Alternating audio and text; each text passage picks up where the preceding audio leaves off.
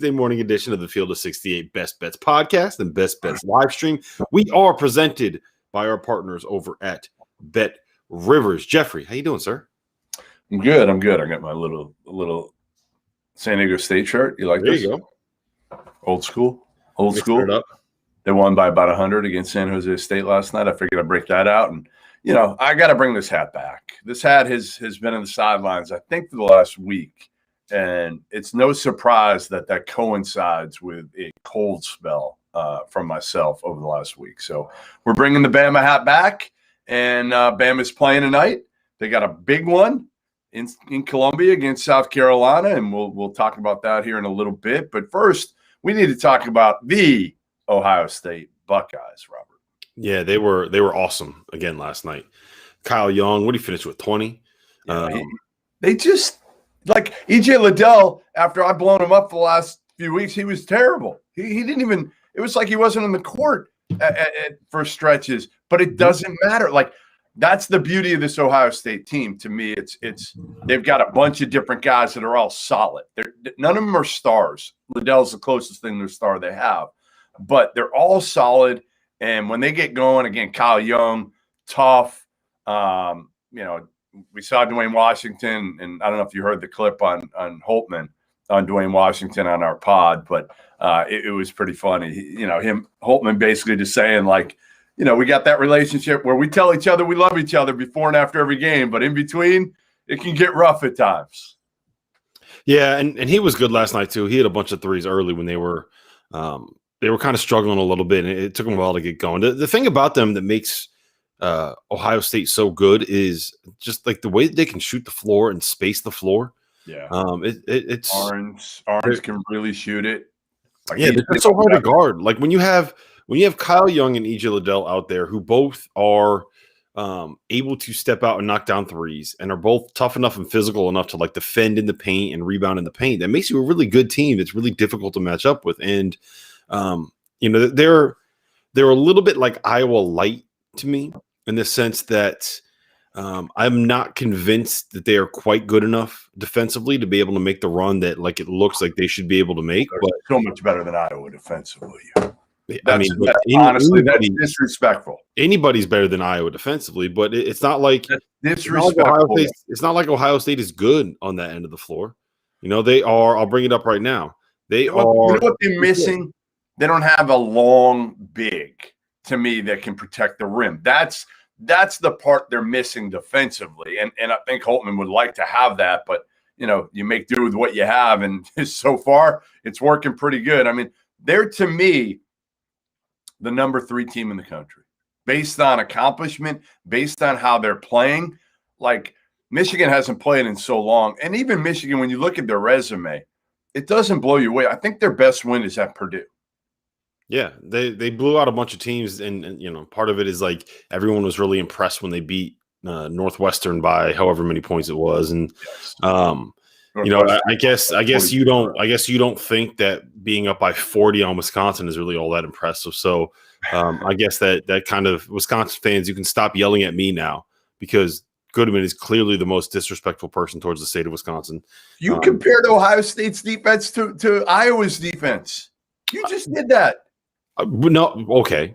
Let me make this clear. No, I said that they are like Iowa light in the sense that they are very, very good offensively, but there's real questions about, like, are they good enough on the defensive end of the floor to make a run? The only team that entered the NCAA tournament anywhere and made it to the national title game with the defensive efficiency that ranked anywhere near where Ohio State does right now was the Michigan team that had Trey Burke on it. They were first nationally in offensive efficiency, and then like 62nd in defensive efficiency. There's never been a team that's won a title that's ranked outside the top 40 in adjusted defensive efficiency, according to KenPom. That was 2009 North Carolina. So yes, this isn't a normal year, Robert. This is not a normal year. That's fine, but if you're telling me that Ohio State, who has trouble defending some of the teams that they've had to go up against in the Big Ten, is going to be able to slow down Gonzaga or Baylor, because let's face facts. outside of a COVID pause, you're going to have to beat they're going to beat Baylor or Gonzaga. I'm not saying that. I'm saying they could beat any team in the country not named Baylor or Gonzaga. And here's my other thing. If this Ohio State team, who do they have an NBA player? No. So if this Ohio State team, I guess EJ Liddell. Listen, there's no reason that an undersized four-man or whatever you want to call EJ Liddell can't find his way on a roster. I think you like EJ Liddell more than I like Tennessee. I love it. It's so Jeff, can you name the 5 best basketball players of all time? Well, there's LeBron, there's Michael Jordan, and Bill Russell is just such a good winner, and Kobe Bryant, like you can never overlook his accomplishment. But I don't think that you can count EJ Liddell out of that conversation. The other night, he had 28 against Wisconsin. It's EJ Liddell. No, look, they're really good, but if that is the 3rd best team in the country, then it absolutely solidifies the point that I've been making. That the gap between the top 2 and everyone else is enormous, and enormous. Because to me, they're like a standard, 3 seed kind of team, right? Totally. No, I'm not denying any of that. I'm not saying listen, Ohio State is this juggernaut. I'm saying they've earned the number 3 seed team right now, and a number 1 seed as of today. Oh, yeah. I mean, they should definitely be a number 1 seed. That's all I'm saying. Again, I'm not saying hey, move them into your brackets into the Final Four, no matter who they're playing against. I just think what Chris Holtmann has done with this group is remarkable. Remarkable. Yeah, I mean, they're definitely the team where it's okay, so how are they doing this? Is this really happening? It's funny. So last year, 16-4. Last year, I took Talia out to Columbus. And we went to the Penn State game, and they were 8-0 then. I don't know if you remember. They got off to a great start. Remember, obviously, they're always ranked number 1 in the first net ranking, but they were 8-0. And I could just see it on Holtmann's face that he knew the bottom could fall out on that team. And it did. If you remember, they went through a horrible stretch.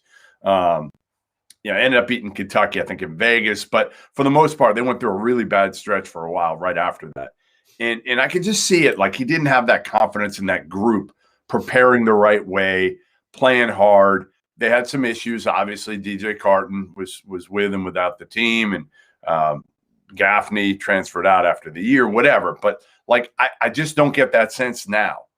We did the podcast with him the other night, Hummel and I, and you just got the sense that he wasn't quite as worried about, even though he knows they have a tough stretch coming up to end the year in the Big Ten. It wasn't like he was worried that all of a sudden this group was going to start feeling themselves too much and not doing what they had done preparation-wise to get to this point. And I think that's the separator with this Ohio State team, and a separator these days between a lot of these teams that are 3 through 25 is what? Chemistry, how hard they're playing, how they're able to kind of compartmentalize everything these days with all the other distractions that are going on when they get out there and just focus on what's important in that game. Yeah, I totally agree with all of that. And real quick, we did get a comment from someone whose name is 82 Atlantic, and they have a question for you. They want to know if you feel like an idiot for doubting Mike Anderson at St. John's. You should have listened to me. I said that I thought that the hire was interesting. I said that I thought the hire had some potential. Listen. Give all the credit. If I've learned anything this season, you don't even know what champagne it is. I don't. But if I've learned anything this season, it's to take the victory laps when you have the opportunity to do it, because the bottom's going to fall out of St. John's eventually, right? I took my victory lap on Alabama. I took my victory lap on Tennessee. I'm going to take my victory lap on St. John's right now, and then I'm going to bet them to win tonight, and they're probably going to end up losing. Here's what I would say to that is it's a 6-game stretch in which they've been really good, right? Really good. I think one of those was Utah Valley. One of those was UConn without James Bouknight. And UConn without James Bouknight might be an NIT team, maybe. The Villanova win was huge. And the Providence win on the road, good win. But again, Providence is an NIT team. The bottom of the Big East stinks this year. Really, overall, the Big East isn't very good this year. Can we agree on that? Yes. It's not great. So this is the year, to me, for St. John's to be able to make a move. Can Mike Anderson sustain it? That's my big question. Can they get in the NCAA tournament this year? If they do, listen, that's a heck of a job. And I'll admit, I'm not going to admit I was wrong, because I still don't think Mike Anderson was a good hire at St. John's. I still don't think it's going to sustain itself for the long run. But for now, yeah, it looks pretty good these last couple of weeks. But what I will say is 3 weeks ago, St. John's fans, a lot of them were ready to get rid of Mike Anderson. So things do change and can change quickly. Yeah. The one thing I will say is this. I don't know how long they're going to stay around. And honestly, I haven't really thought about it enough to really make any kind of definitive statement on it. But Posh Alexander is a freshman and Julian Champagny is a sophomore. So they're good. It's a good start to build with. Yes. Before we get into tonight's action, I'm just kind of curious. Yeah. Terrence Clark is done for the season. You got any thoughts on that, Jeffrey? What did I tweet last week? Remember what I tweeted? I do remember what you tweeted. I tweeted something. What you could sum it up. Well, it was after Coach Cal, when he got on the radio and said, well, I can't remember like specifically what he said, but he kind of insinuated that Terrence Clark's ankle injury wasn't as bad as he's letting it on. You tweeted something along the lines of, what did I insinuate? You said essentially, I wonder if an agent has gotten in his ear and told him to shut things down. Yep. More or less is what you said. Again, I don't have like lock down info on that. I'm just speculating based on the information I have gotten, based on the background of Terrence Clark and everything like that. He's from Boston. That I do feel like, again, that he could play. If Cal was saying a week ago that he thought Terrence Clark could play, and a week later now he's basically opted out for the season, is Terrence Clark somebody in his ear telling him, hey, you know what? It didn't help your stock when you played. It's probably not going to help your stock when you come back at this point. So just shut it down. We'll get you in the first round still, and move on. Like not the same as Darius Baisley, but something to that effect. I'm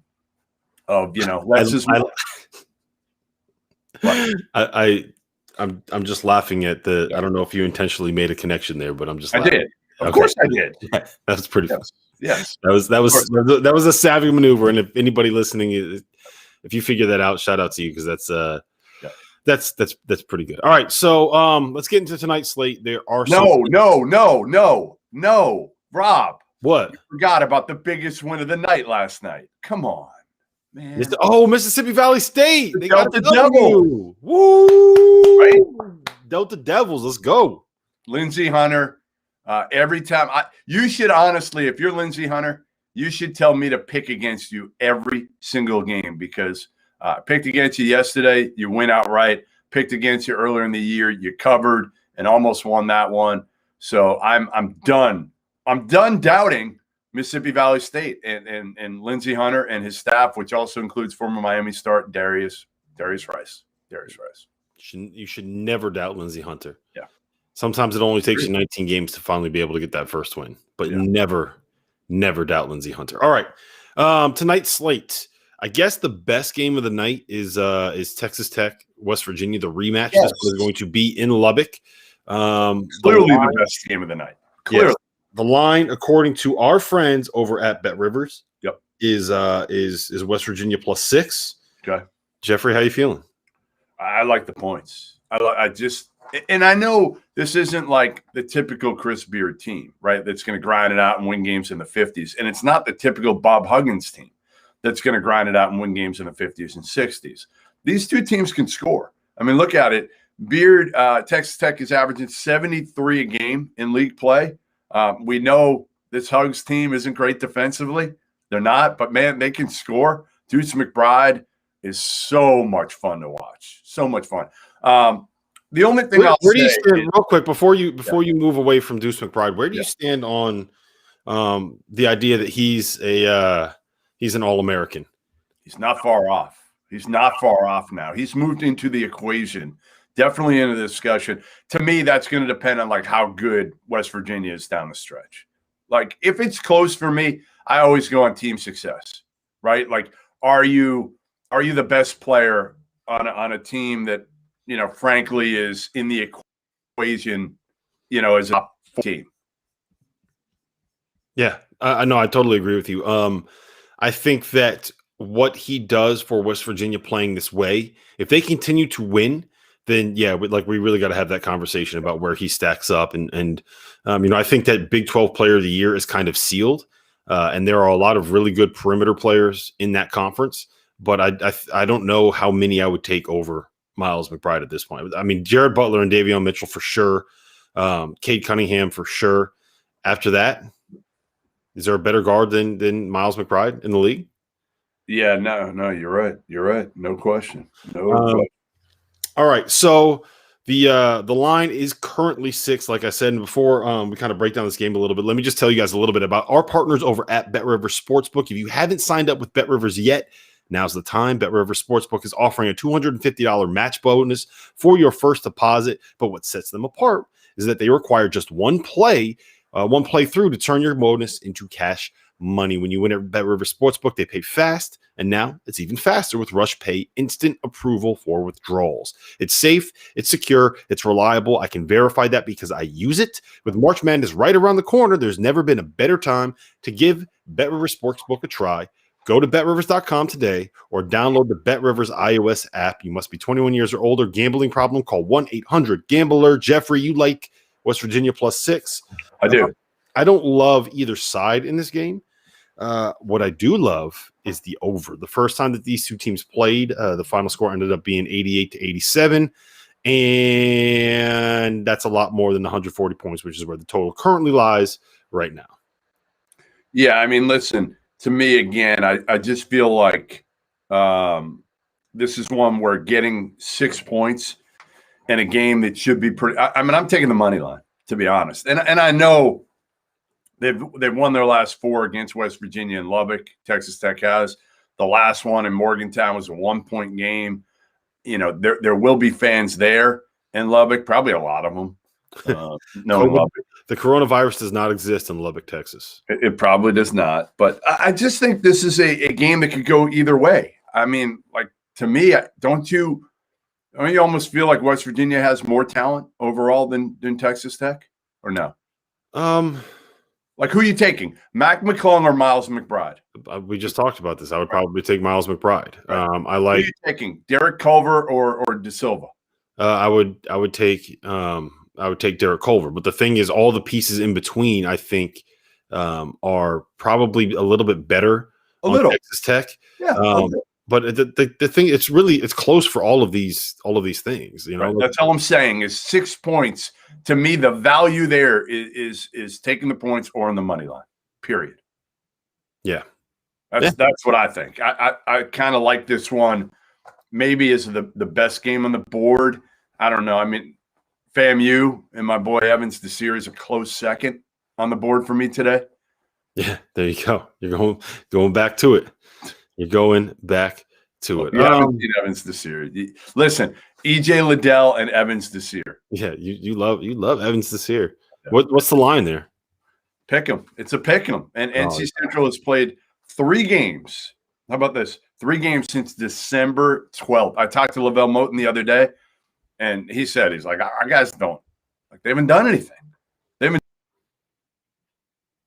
done anything. They just to FAMU. So they don't have their wind. They haven't been able to practice. That's the bigger part of that one is they not play games, but they just haven't been able to practice. So they don't even know what they're doing. He said it's like AAU ball out there. Yep. Yeah, it's crazy. I think he said that, isn't it like 50 plus days that they've been shut down so far? Something like that. Yep. Yeah. All right. I mean, my boy Evans Desir, if you haven't watched him, he's in good shape. I'm probably not going to follow you on that one, but there is one mid-major game that I do think is kind of interesting. It's the early tip. Georgia State is coming off of a shutdown. I know South Alabama's played a bunch of games in the last 5 days. Been good too. Good. But I will say this: like Georgia State is like a very ball screen heavy offense, and the thing about South Alabama is like they kind of press a little bit, and they kind of they play a lot of zone, and they don't really allow you to get into ball screen actions. So I think that what they do defensively can kind of stifle Georgia State's game plan. Plus, that's a 2:00 tip, Jeffrey. Everybody needs some afternoon action. Yeah. Yeah, no, you're right. You're right. I mean, listen, you want something to look at the scoreboard for. But sometimes the problem is I get caught up in other stuff and I literally forget that I took a 2:00 game and it's like 4:45 and I'm like, oh man, like I forgot I took Georgia State or South Alabama. I think right now you've forgotten that you're actually on the live stream and on a podcast right now because our text the group chat keeps blowing up. We haven't had any dings from you so far today, so that's always a positive, I guess. All right, there's a couple other games that I like. First and foremost, like we're staying on the Fade Duke bandwagon, right? No, let's start here. Let's start right here. Go ahead. Start with your Start right here. Go ahead. Let them know. I mean, Roll Tide. Like, do I need to say anything else besides Roll Tide? They're giving what 6.5, 6.5 right now. It started 7.5. It's down at 6.5. Yep. In Columbia against a South Carolina team that hasn't been very good. You know, they're 5-7. They just lost to Mississippi State after beating Florida in Gainesville. And that's the problem with the South Carolina team. They've got some talent. They're just so up and down. Alabama coming out the loss at Missouri. Herb Jones may not play, but my bet is on Herb Jones playing because he's an absolute warrior, right, Rob? Yeah. I don't think he doesn't play in this one. And I just think this is the start of an easy stretch if you want to look at it for Alabama, South Carolina, Georgia, Texas A&M, Vandy. You know, towards the end of this stretch, they might start to play a little bit lax, but I don't think they're going to do it here after that loss to Missouri. So I mean, they're going to be pissed that they didn't get that foul call at the end. They're probably going to be pissed because I'm sure Nate Oates is going to be kicking their ass in practice. Yep. Because like you can't have that many slow starts in a row and not have Nate Oates kicking your ass in practice. So, yeah, I do like defend today. Defend.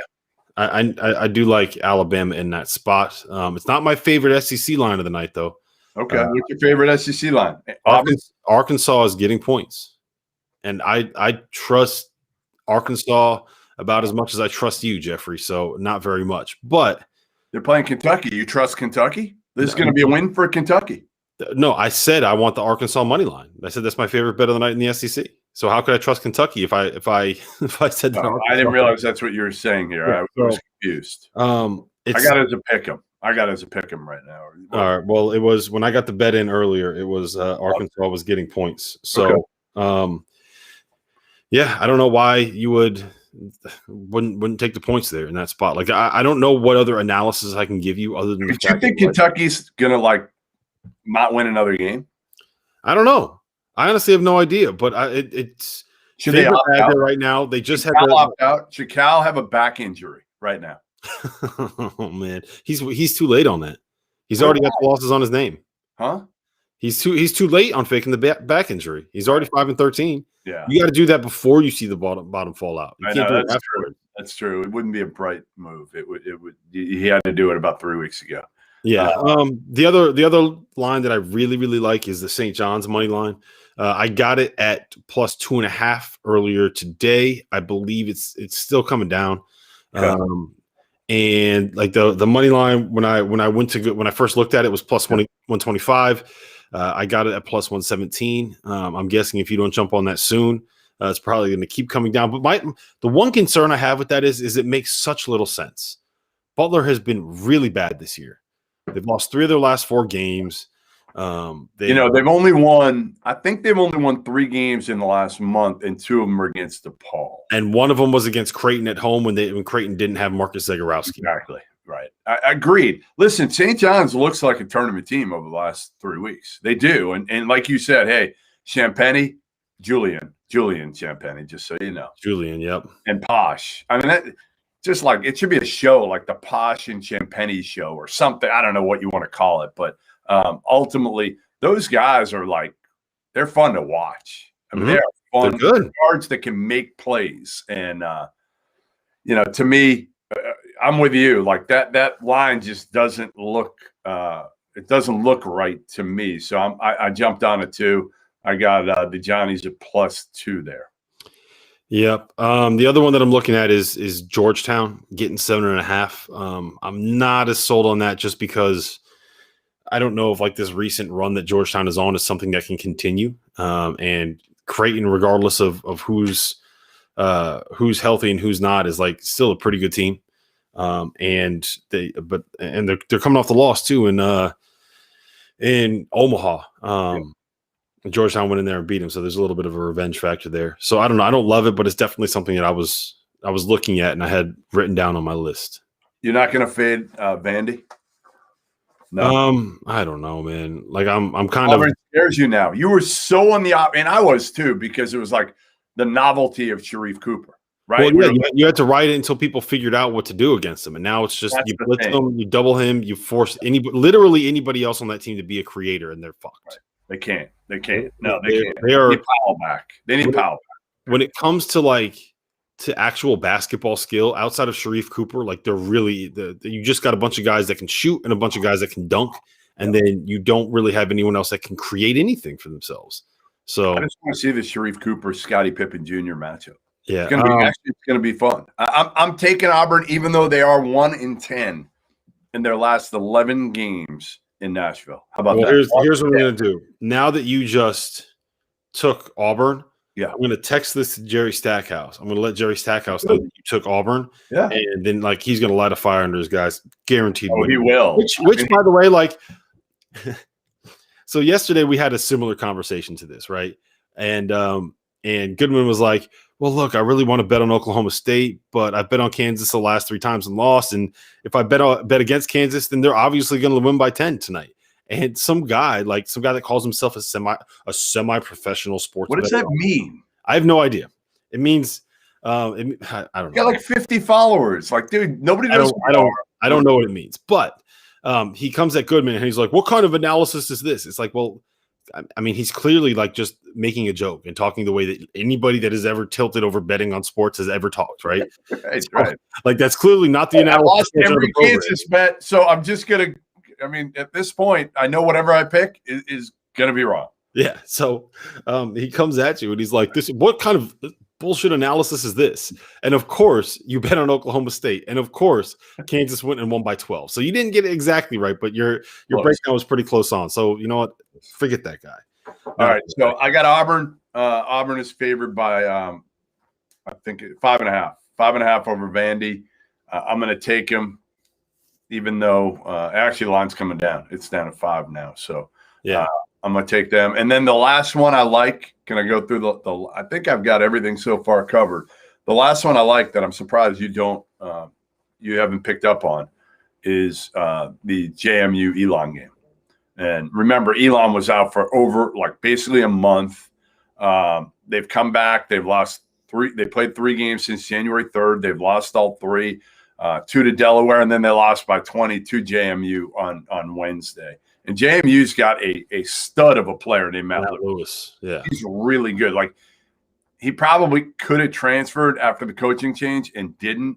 And he's a guy that could play at the high major level. So I like JMU there. Yeah, I like JMU. I like VCU.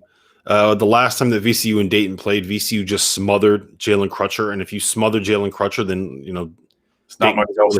Dayton doesn't really have another option. So that's something that's worth a look. I don't know if I love it. I don't know if I'm going to bet it myself.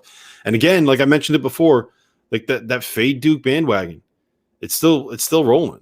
Yeah, that's we had somebody, John Mitchell, who's a avid follower of this show. and an avid member of the of Team Fade Duke. He is. No doubt. Team Fade Duke. Shout out to you for that, John Mitchell. I can't see who it is, but he's asking you about the South Bama Georgia State early game. You went through that early, but you like so I like South Alabama. Georgia State is coming off of their pause, and they're a really ball screen heavy offense, and South Alabama just does not let you run ball screens with the way that they defend. So I like South Alabama there. And I think that pretty much covers it. It's actually not a ton of games today, but I think there's a lot of intriguing games. I'm looking to get back on track with the Tide, Rob. I'm gonna roll with the Tide.